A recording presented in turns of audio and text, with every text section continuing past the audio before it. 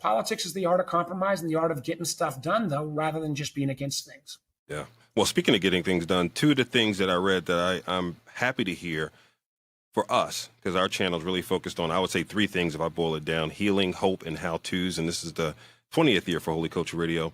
For me, two things that you're focused on really hit dead center. One, coming out of COVID-19, and from what I'm reading, the legislation that you're working on, trying to help the country thrive. And then two, focused on the underserved and underbanked. And can you spend a few minutes on both of those? Some of this goes back to, my personal experience failing and realizing I got extra chances, maybe because our society is still more biased towards white guys with appropriate education.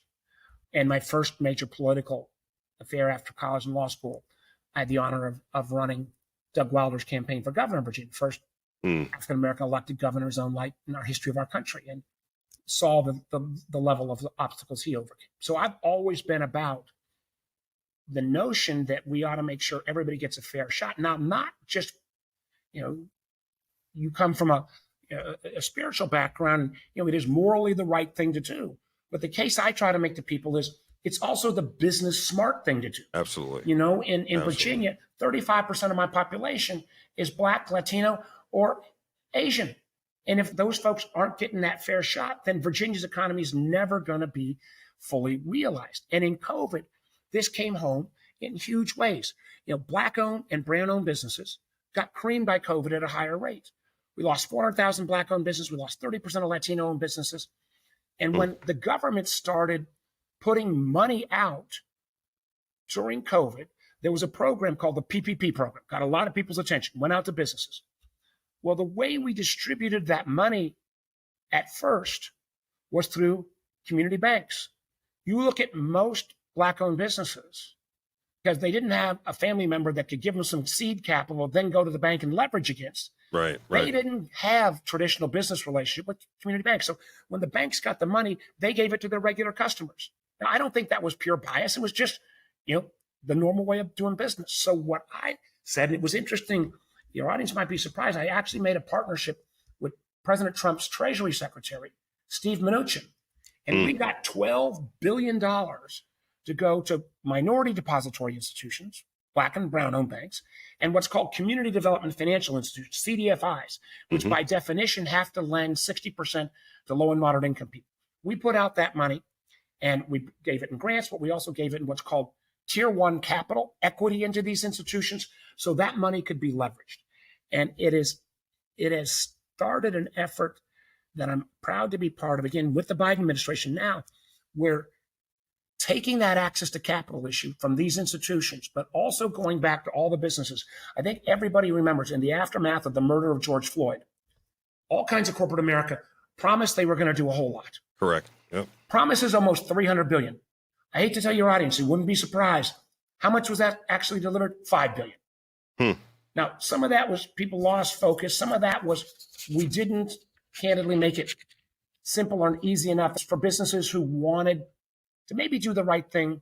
So working with the Treasury Secretary, Deputy Secretary, highest ranking African diaspora in the whole administration, Wally Adeyemo, and actually still some Republicans, we've created the Economic Opportunity Coalition, where we're trying to go to large corporates and say, you promised us all this resources. Right. Here are three things, and we will make it easy for you to actually fulfill that commitment.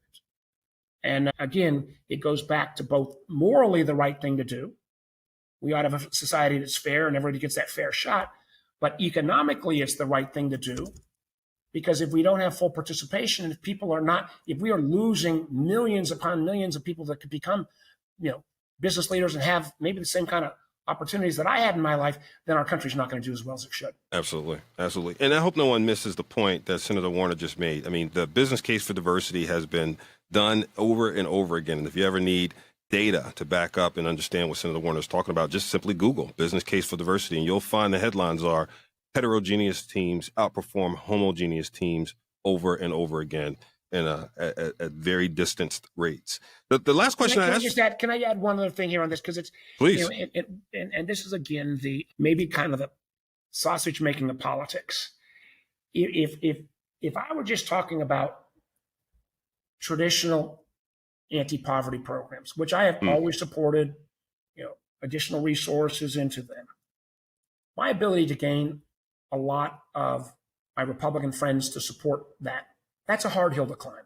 Right. If I'm talking about the fact that we got a 10-to-1 racial wealth gap in this country, where white families have 10 times as much wealth as black families, and you say that can go to the ability to own a house, the ability to have access to capital, the ability to build, black-owned businesses, black entrepreneurs. I got a whole lot of folks, a whole lot of Republican members who will invest in that access to capital issue that might not be as willingly supported on anti-poverty. And we need both. Right. But if I'm talking about putting points on the board where I can go to people and say, here's not what I'm talking about, but here's what I've done. Here is capital that now people can get access to.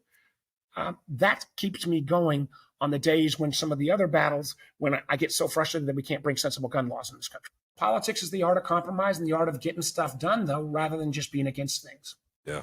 Well, speaking of getting things done, two of the things that I read that I'm happy to hear for us, because our channel is really focused on, I would say, three things if I boil it down: healing, hope, and how-tos. And this is the 20th year for Holy Culture Radio. For me, two things that you're focused on really hit dead center. One, coming out of COVID-19, and from what I'm reading, the legislation that you're working on, trying to help the country thrive. And then two, focused on the underserved and underbanked. And can you spend a few minutes on both of those? Some of this goes back to, my personal experience failing and realizing I got extra chances, maybe because our society is still more biased towards white guys with appropriate education. And my first major political affair after college and law school, I had the honor of running Doug Wilder's campaign for governor of Virginia, first African-American elected governor in his own right in our history of our country, and saw the level of obstacles